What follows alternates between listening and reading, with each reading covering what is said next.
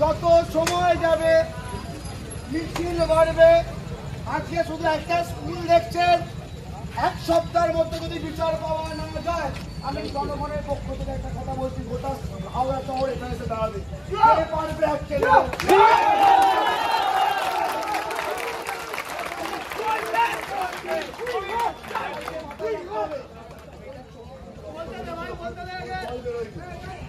চোখে রক্ত বেরিয়েছিল, ছবিটা একবার নিজেদের চোখে যেন ভাসিয়ে তুলবেন।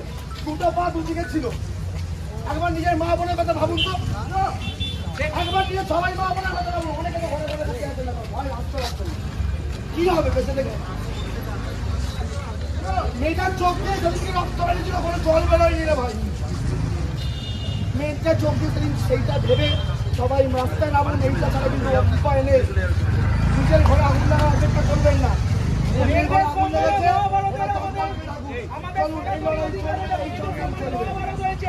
সেটা মনে রেখে এই প্রতিবাদে